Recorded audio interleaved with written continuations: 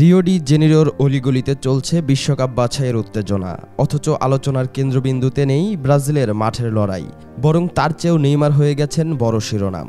গোল কিংবা জাদুকরী ড্রিবলিং নিয়ে নয়, নেইমার শিরোনামে এসেছেন ব্রাজিল কোচ কার্লো আনচেলত্তিকে নিয়ে বড় অভিযোগ তোলায়।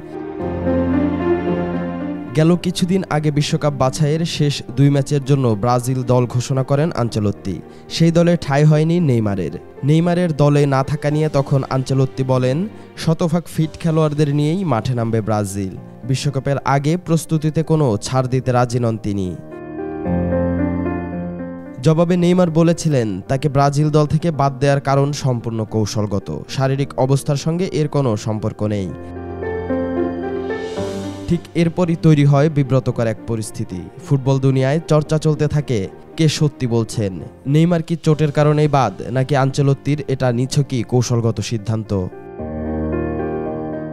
চাপা এমন অগণিত প্রশ্ন আবারও গিয়ে ঠেকেছে ব্রাজিল কোচের কাছে।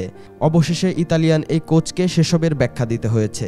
তিনি বলেছেন, নেইমারের যোগ্যতা নিয়ে কোনো প্রশ্ন নেই, তবে এখানে প্রতিদিন শারীরিক ফিটনেসই সবচেয়ে গুরুত্বপূর্ণ।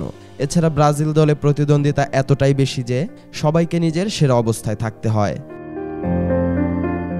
শুক্রবার ভোরে বিশ্বকাপ বাছাইয়ে চিলির মুখোমুখি হবে ব্রাজিল। এরপর বলিভিয়ার মাঠে তাদের শেষ ম্যাচ।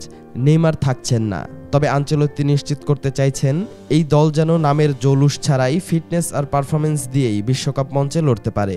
আর নেইমার, তার জন্য সামনে পথ এখনও খোলা। শুধু প্রমাণ করতে হবে যে চাইলেই তিনি আগের মতো জ্বলে উঠতে পারেন।